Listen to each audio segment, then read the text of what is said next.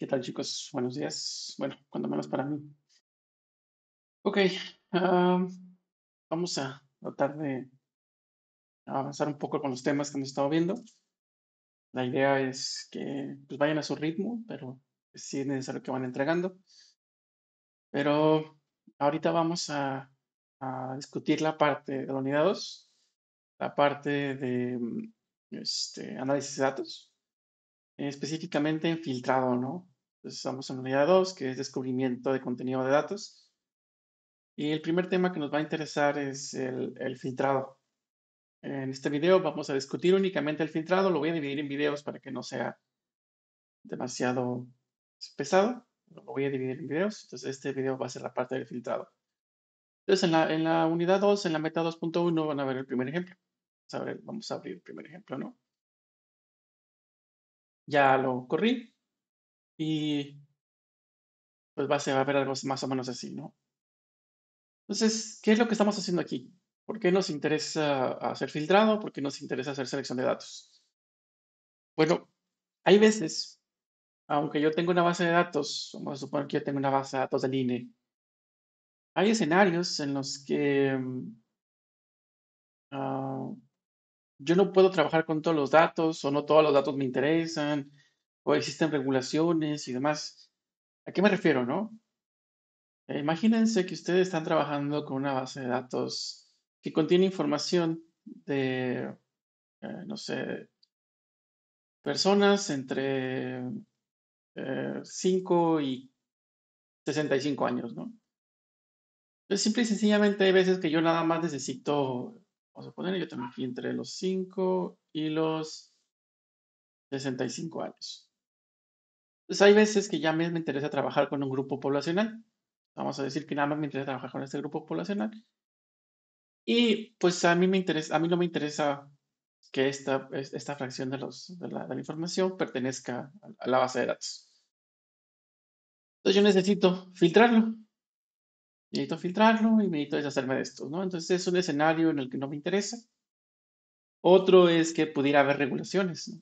Entonces, posiblemente alguna regulación gubernamental me impida ah, procesar datos de personas de menores de edad. Entonces, probablemente tendría que deshacerme de estos datos, es otro escenario. Y las regulaciones a veces son extrañas, ¿no? Porque uno pensaría, bueno, pues entonces simple y sencillamente los borro. No se puede hacer eso. ¿Sí? Muchas veces no se puede hacer eso. ¿Por qué? Porque ah, si de repente alguien te acusa de que estás haciendo un entrenamiento con datos que no son los adecuados y tú nada más te deshaces de las tablas, no vas a poder comprobar y no vas a poder verificar que efectivamente estás haciendo un entrenamiento con los datos adecuados, ¿no? Parece absurdo, lo sé, pero por ejemplo es como la ley de protección de datos, ¿no? La ley de protección de datos te dice que no te puedes deshacer de los datos, pero no los puedes compartir. Entonces, por ejemplo, si alguien llega y te dice, necesito que borres todas mis transacciones bancarias, no la puedes hacer. Entonces es como que, claro que sí, es mi información, definitivamente es tu información pues no va a estar pública y no la voy a compartir, pero no puedo borrar tus transacciones bancarias, ¿no? Porque, ¿qué pasa si el gobierno viene y me dice, pues muéstrame las transacciones bancarias de tal usuario? Y yo le dije que las borré. Pues básicamente estoy incumpliendo, estoy cayendo en un fraude, porque estoy eliminando las transacciones bancarias de un usuario. Entonces, una cosa es que yo no pueda utilizar la información y otra cosa es que la pueda borrar. Entonces, al momento de hacer un entrenamiento pasa lo mismo. Yo necesito demostrar que la información ahí está y que de cierta manera es parte del metadata, pero que no la estoy utilizando en el proceso de entrenamiento. Entonces, mi proceso de entrenamiento debería demostrar que esa información no es parte del conjunto de entrenamiento, ¿no? Entonces, como podrán ver, a veces es por mi interés, a veces no me interesa tener ciertos segmentos de la información y otras veces, pues sencillamente las necesidades del problema así lo indican, ¿sí? Y bueno, un tercer escenario es que pues, la información sea demasiado grande y tendría que segmentarla para poder procesarla. Simple y sencillamente no cabe en la RAM, o no cabe, sí, pues no cabe en la memoria RAM, y eso hace que me vean las necesidades de segmentarlo. Es una explicación rápida de por qué necesito segmentar, necesito filtrar. Eso es lo que hacemos en esta base de datos, ¿no? Lo que hacemos es, estamos cargando datos de una tienda que viene directamente de un repositorio, trae toda la información. Y aquí, pues lo que hace es seleccionar específicamente lo que es lo que tú quieres, ¿no? En lugar de seleccionar todas las columnas, le voy a decir cuáles son. En este caso son fecha, ciudad, tipo de cliente, género, el producto, el total y el método de pago, ¿no? Y filtro, nada más cuando el total es mayor a 300 dólares, ¿sí? Y selecciono los subconjuntos, ¿no? Entonces, ese es un escenario, un ejemplo de ah, cómo funcionaría esto del filtrado, ¿no? Esta es la parte más sencilla. Entonces aquí básicamente nada más lo estoy haciendo a través de un query. Entonces, estoy seleccionando ciertos elementos con ciertas condiciones para que yo pueda hacer el procesamiento y ese procesamiento sea pues, más sencillo, más fácil, de cierta manera. Y bueno, pues al final de cuentas, esta es la parte que se va al entrenamiento. Aquí no estoy haciendo ningún entrenamiento, simple y sencillamente estoy visualizando la información y estoy teniendo una manera más sencilla de ver los datos, ¿no? Entonces, si se fijan, yo establecí ciertos criterios, en el que era, pues, cuando el total sea mayor de 300 y la ciudad sea Yangon, y pues después yo puedo ver la información, ¿no? Entonces, yo tengo más de 300, aquí veo un poquito am, la varianza de los valores. Hay algunos que son menos de 300. Me imagino porque al momento de hacer el merge se trajo alguna cosa de la ciudad. Pero bueno, a, a grandes rasgos, hay veces que yo necesito hacer eso, necesito discriminar la información basada en ciertas características por las razones que ya les expliqué, ¿no? ¿Pudiera haber otras razones? Posiblemente. Digo, existen muchísimas cosas que yo pudiera considerar al momento de extraer información. Sin embargo, a veces, muchas de las veces es ya sea por regulaciones o por meros intereses o porque el problema así lo especifica, o simple y sencillamente porque no tengo suficiente poder de cómputo para hacer el análisis.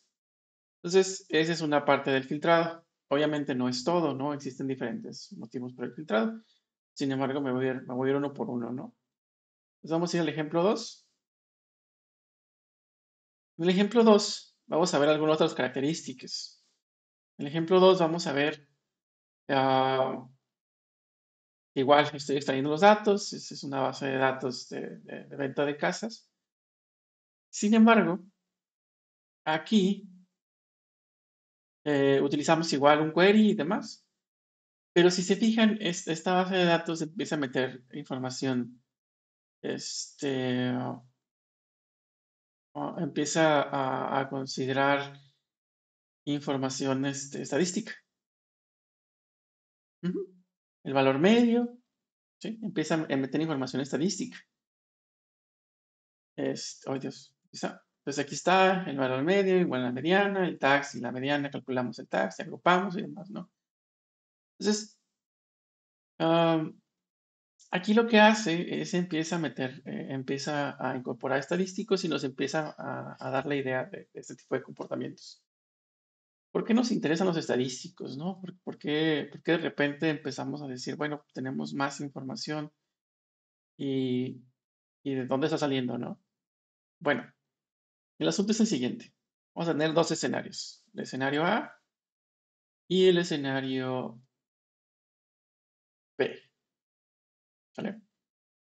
Tengo dos estadísticos. El escenario A es cuando yo quiero traer información, ¿sí? Cuando yo quiero traer información extra para mi experimento. Ustedes se dieron cuenta que luego había bases de datos que tenía muy poquitas características, a lo mejor tenía la característica A y la característica B. Tenía muy poquitas características y podía tener muchísima información, pero tenía muy poquitos rasgos. ¿Sí? Acuérdense, un rasgo es un atributo, es algo que describe un objeto. A lo mejor este podría ser el color y este podría ser el tamaño. Y podría tener miles de millones de estos datos, pero eran muy poquitos rasgos. Entonces, yo pudiera traer información estadística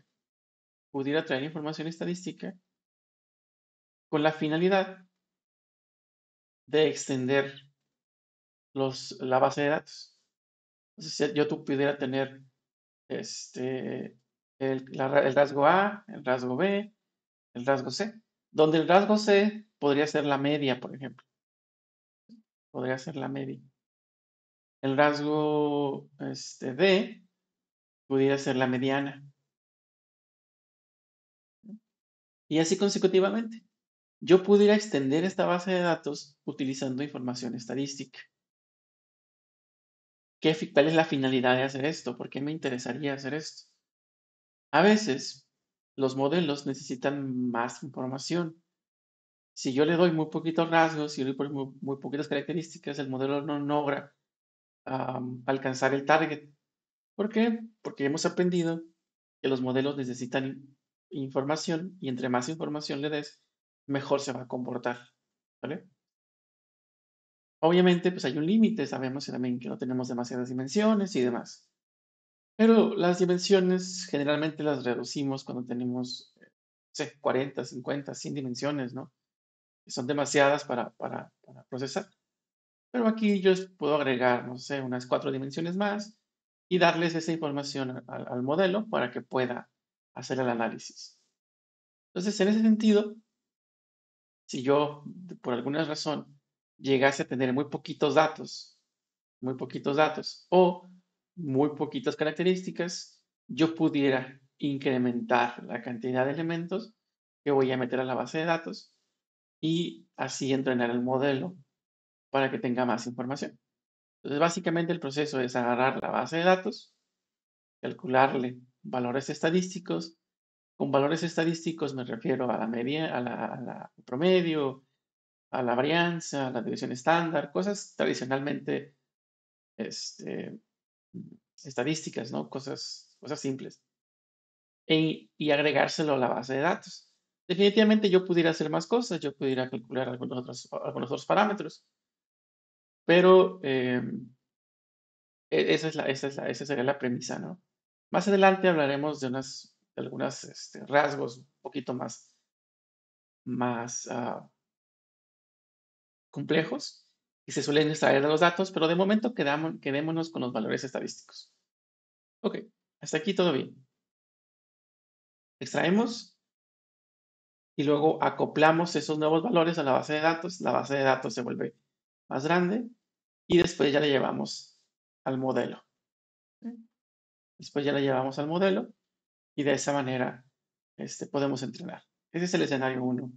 El escenario 2 es que hay ciertas veces que mi base de datos, digamos de manera simple, que tiene comportamientos extraños.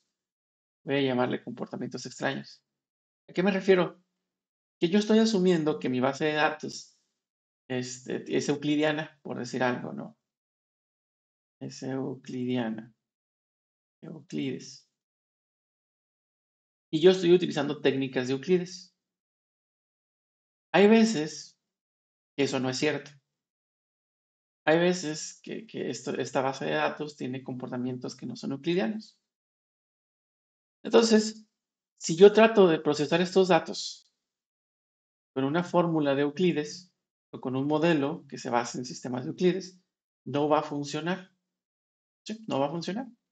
Es como si yo quisiera aplicar la fórmula de, am, de 3 dimensiones para, para un sistema de 2 dimensiones. No va a funcionar. ¿Sí? Simple y sencillamente no va a funcionar. A lo mejor yo pudiera ir a hacer mis adecuaciones o lo que ustedes quieran, pero el resultado no va a ser el esperado.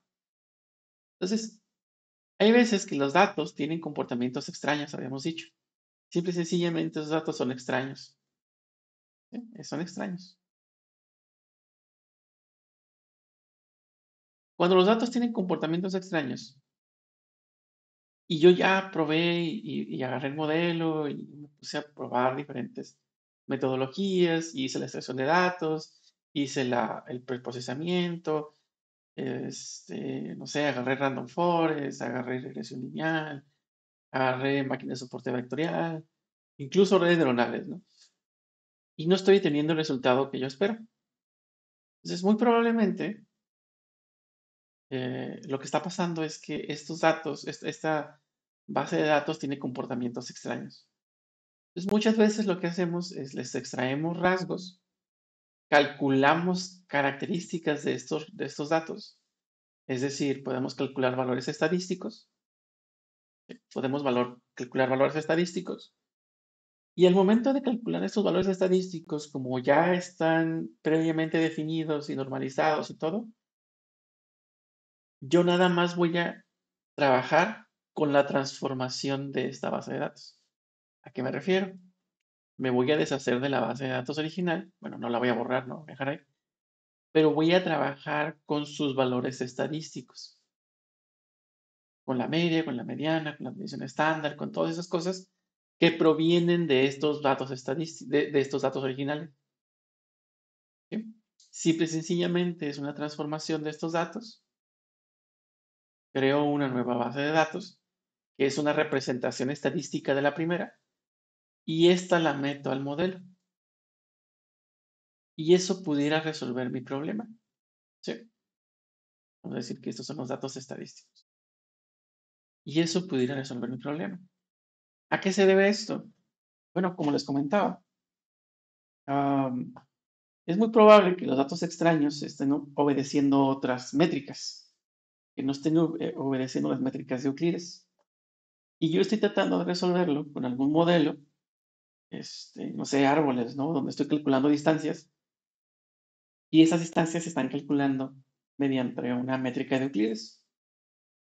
Cuando yo trato de hacer eso, pues no se puede porque no está funcionando, no tienen esa métrica. Ya puede ser que esté utilizando métricas de Mahalanobis, o esté utilizando métricas de Chebyshev, o esté utilizando métricas de, no sé, se me fue el nombre de este tipo tan importante para nosotros, Hamming, o las métricas de los cosenos, o yo qué sé, ¿no? Pudieran ser diferentes métricas que están involucrados en esta base de datos. Es más común de lo que ustedes creen. Es común que las bases de datos no obedezcan métricas euclidianas. Pues a veces,